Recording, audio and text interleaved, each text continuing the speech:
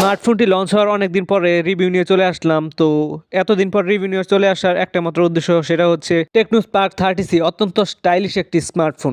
স্মার্টফোনটি 2-3টি colour ভেরিয়েন্টে launch হয়েছে, যদিও এর মধ্যে সাদা কালারটা আমার সবচেয়ে বেশি ভালো লেগেছে। আর এই স্মার্টফোনটি পছন্দ হওয়ার অন্যতম কারণ হচ্ছে এর ব্যাক ক্যামেরা মডিউল। একটি গোলাকার রিংয়ের মধ্যে বসানো হয়েছে, যা দেখলে মনেই হবে না যে 13 থেকে 14,000 টাকা বাজেটের স্মার্টফোন এটি। পেছনের ব্যাক ক্যামেরা মডিউল একটি ফ্ল্যাগশিপ ভাইব দেয়। বডি ফ্রেমে প্লাস্টিক ব্যবহার করা হয়েছে, ব্যাকগ্রাউন্ডেও প্লাস্টিক রয়েছে। প্রয়োজনে পুশন বাটনের সাথে ফিঙ্গারপ্রিন্টটি রাইট সাইডে পাওয়ার অফ বাটনের সাথে অ্যাডজাস্ট করে দেওয়া হয়েছে। ফোনটিতে 2টি সিম কার্ড এবং একটি মেমরি কার্ড এট এ টাইম ব্যবহার করতে পারবেন।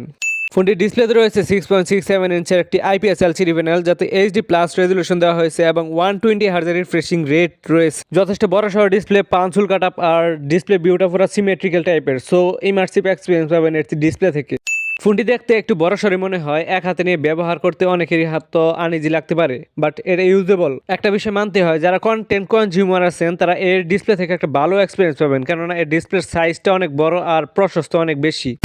এবারে IP54 সম্পর্কে কিছু বলা যাক। এই ফোনটি হচ্ছে IP54 এর রেটিং রয়েছে, মানে স্প্লেশ প্রো। এই ফোনে পানির ছিটে ফুটে লাগলে, অথবা পানিতে পড়ে গেলে, অথবা ময়লার উপর পড়ে গেলে, বা পানি এর উপরে পড়ে গেলে পানি ঢুকবে না।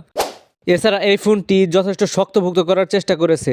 আমরা দেখেছি অনেক ইউটিউবারই এই ফোনটি মাটিতে ফেলে দিয়েছে বা ঢিল মেরে দিয়েছে, তারপরও ফোনের কিছুই হয়নি। তারপরও সবাই চেষ্টা করবেন স্মার্টফোনটিতে একটি কাভার ব্যবহার করার জন্য এবং একটি গ্লাস পেপার ব্যবহার করার জন্য।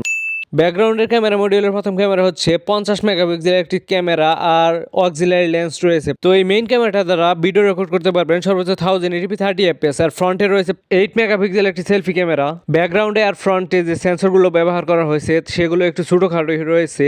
যদি এর চেয়ে একটু বড় সড়ো সেন্সর ব্যবহার করতে পারতো তারা, তাহলে আর একটু বেশি ভালো ক্যামেরা আউটপুট পাওয়া যেত। ফোনটির প্রসেসর সেগমেন্টে রয়েছে MediaTek Helio G81, যা এন্ট্রি লেভেল বাজেটের প্রসেসরগুলোর মধ্যে অন্যতম। এই প্রসেসরটি দিয়ে আপনি ডে টু ডে টাস্ক, পাশাপাশি সোশ্যাল মিডিয়া ব্রাউজিং, পাশাপাশি অডিও ভিডিও কলে কথা বলার জন্য, পাশাপাশি সময় কাটানোর জন্য যে গেমসগুলো খেলা হয় 2D গেম, সেগুলো খেলতে পারবেন ভালোভাবেই। পাবজি বা ফ্রি ফায়ারে তেমন কোনো ভালো পারফরমেন্স পাবেন না, যদিও ফ্রি ফায়ার এটাতে আশানুরূপভাবে খেলা যাবে, বাট পাবজিতে কোনোভাবে সাহস করতে পারবেন না আপনি। আর আমি জানি এই স্মার্টফোনটি আপনারা কেউ পাবজি খেলার জন্য নিবেনও না। স্মার্টফোনটি আসছে টেকনোর নিজস্ব UI দিয়ে, আর based on Android 14 latest Android system. যদিও আমরা অ্যান্ড্রয়েড 15 আশা করছিলাম, কেননা বর্তমান সময়ে অধিকাংশ স্মার্টফোনে আমরা দেখতে পেয়েছি অ্যান্ড্রয়েড 15 দিয়ে এসেছে। সো নতুন একটি স্মার্টফোন লঞ্চ হলে আমাদের আকাঙ্ক্ষা থাকে যে এই স্মার্টফোনটি অ্যান্ড্রয়েড 15 আসবে, এবং এটাই স্বাভাবিক। চাইনিজ ভেরিয়েন্টের ফোন হওয়ার ফলে এই ফোনটিতে আপনারা অপ্রয়োজনীয় কিছু ব্লুটুথ পেয়ে যাবেন, এবং এগুলো যদি আপনার দরকার না হয় তাহলে অবশ্যই আনইনস্টল করে নেবেন।